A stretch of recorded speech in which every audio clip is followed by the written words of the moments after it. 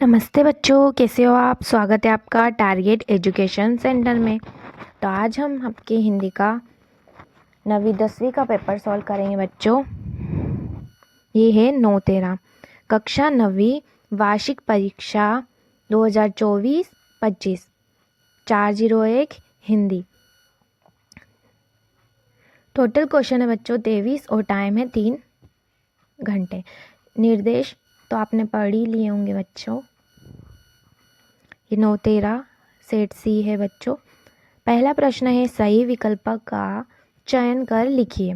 तो पहला है हिंदी साहित्य का सर्वाधिक लोकप्रिय महाकाव्य है, क्या है, रामचरितमानस। दूसरा है मेघ आए रचना है, तो मेघ आए रचना है सुमित्रा नंदन पंत।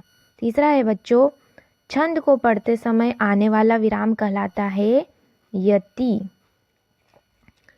चौथा है तिब्बत में सबसे खतरे की जगह है, तो तिब्बत में सबसे खतरे की जगह कौन सी है, डांडे। पांचवा है बच्चों शाम भी जाएगा में भी है, क्या है, निपात। और छठा है कृतिका भाग 1 में आए पाठों में से एकांकी का नाम लिखिए। तो है स लिखेंगे रीढ़ की हड्डी। दूसरा प्रश्न है बच्चों रिक्त स्थानों की पूर्ति कर लिखिए। पहला दिया गया है कैदी और कोकिला दोनों ही देश के वासी है, तो इसमें क्या आएगा, गुलाम देश के वासी है। दूसरा है संचारी भावों की संख्या, संचारी भावों की संख्या कितनी है, 33। तीसरा है महाकाव्य में जीवन का चित्रण होता है, तो महाकाव्य में संपूर्ण जीवन का चित्रण होता है। चौथा है लेखिका महादेवी वर्मा के बाबा फारसी और भाषा के जानकार थे, तो कौन सी भाषा के जानकार थे, उर्दू भाषा के जानकार थे। पांचवा है उपहास शब्द में उपसर्ग है, उपसर्ग है। छठा है उर्दू के तालीम शब्द का अर्थ होता है, तो उर्दू के तालीम शब्द का अर्थ क्या होता है, विज्ञान।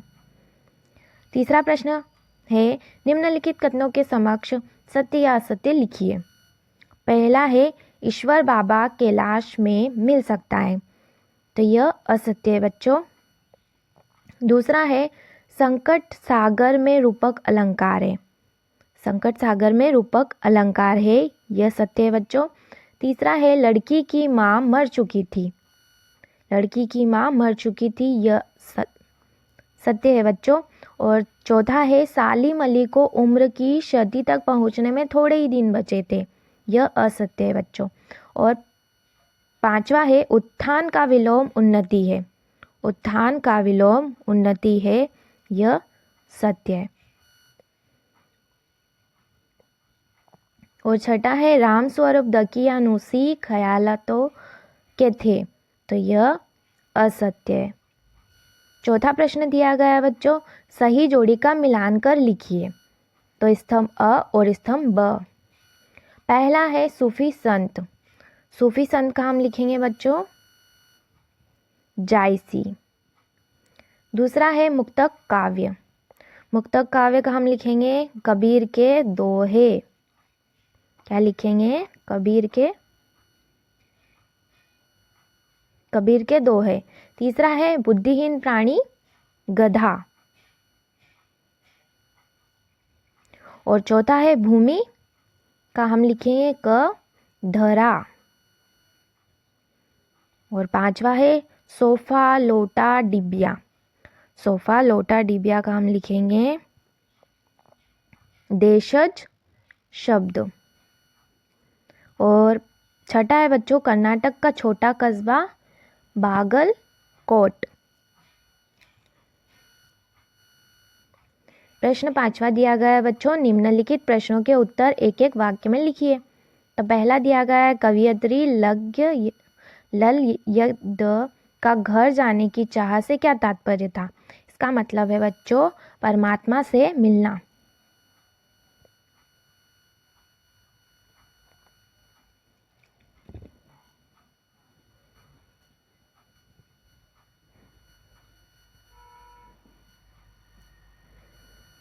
हम लिखेंगे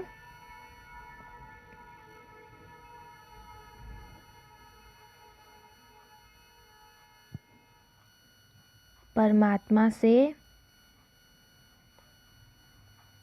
मिलना।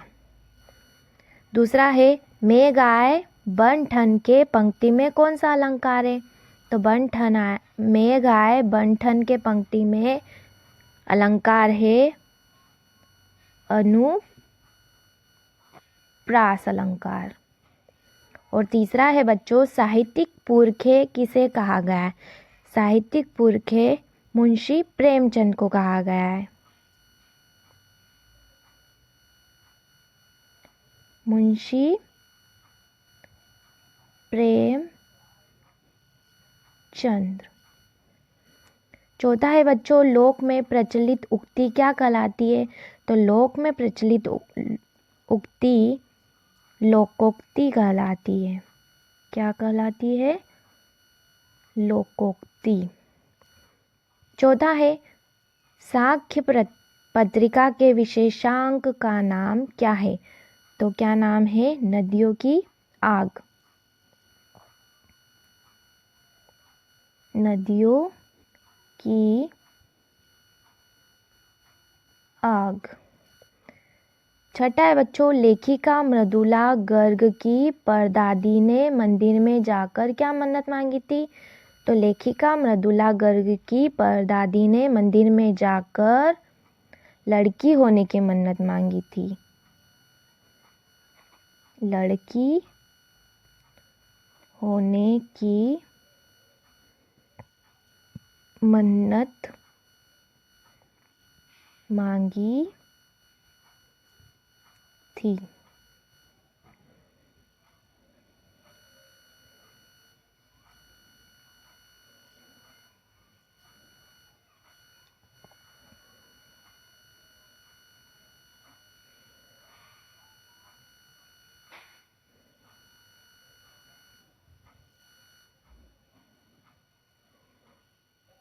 और आगे के प्रश्न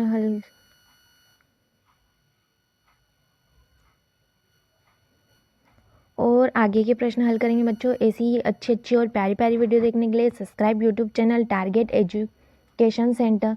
ओके बाय बच्चों।